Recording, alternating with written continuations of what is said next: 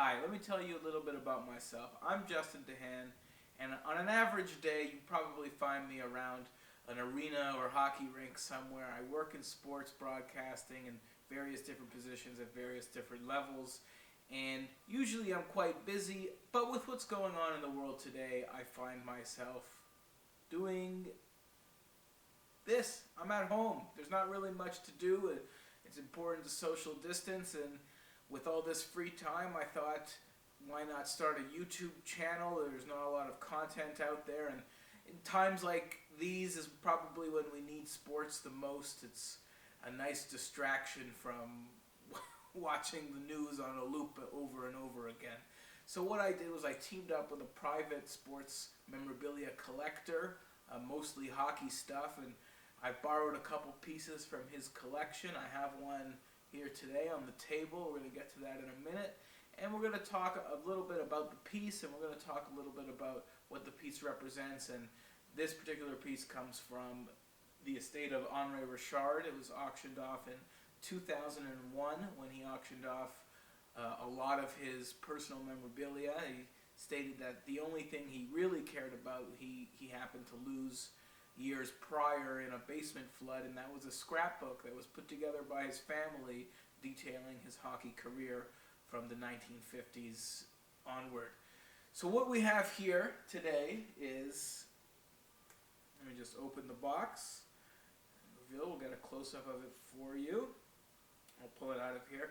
This is a 1979 Hockey Hall of Fame induction ring that belonged to Henri Richard. Now, Henri was a smaller guy, but that doesn't explain how small this ring is, because really it's a pinky ring, and as you can see by the photo here, he did wear it on his pinky. So Henri was not the biggest guy in the world. He was listed between 5'6" and 5'7", around 160 pounds, depending on where you look. But even if he wasn't tall in stature, he certainly, like his brother Maurice the Rocket Richard, never backed down from a fight or confrontation and made his mark on the Montreal Canadiens and on the hockey world as a whole. He began his career in 1956, and he began his career on a pretty good note, and one that would become quite familiar to the younger Richard brother, and that was with a Stanley Cup win, this one being the first of 5 in a row for the Montreal Canadiens, a record that still holds to this day. After that, Richard would go on his longest Stanley Cup drought ever, 4 years without a cup. And then he wouldn't go more than 2 years without winning a Stanley Cup again, and that's quite remarkable. He won 11 in total in his 20-year career, meaning he won more often than not. And with that, he also is the winningest player in NHL history, a feat that, as far as present day goes, I can't imagine will ever be broken. It's hard enough for a player to play 11 seasons in the NHL.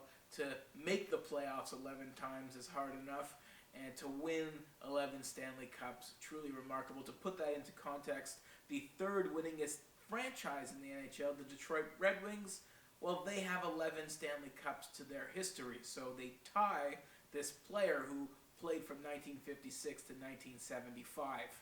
So, suffice to say, that's a record that we're going to see standing for a long, long time. Richard, he played over 1,200 NHL games and recorded over 1,000 points in the NHL. His brother, the Rocket, known as a goal scorer, Henri was known mostly for his playmaking prowess. Like his brother, he would captain the Canadiens, and even though his brother, who was inducted into the Hall of Fame in 1961, Henri in 1979, so that's an 18-year gap. They're 15 years apart. Henri had a longer career, but he did enter the NHL kind of in the footprints of his bigger brother, who obviously is a legend in Montreal. And that obviously comes with some challenges, one of them being a lot of people thinking too much expectation, but also a lot of guys wanting to go after Henri, a smaller player, wanting to make an example of him to show, hey, look, this is a Richard brother, look what I could do, look how tough I am. And that's probably where his never back down mentality came. It was a different era in the NHL. Also, he had some people who thought he was never going to make it. In fact, most notably, would be one of his brother's former line mates on the punch line, and that was Elmer Locke.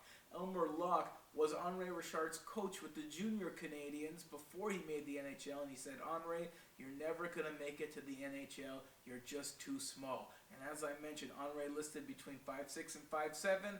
Well, Elmer Locke, he was listed at 5'9", so not the behemoths that you see in the NHL today, but still on the shorter side.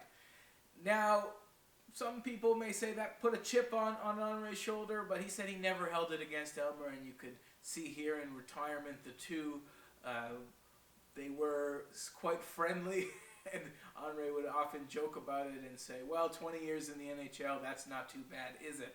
And certainly not for Henri Richard.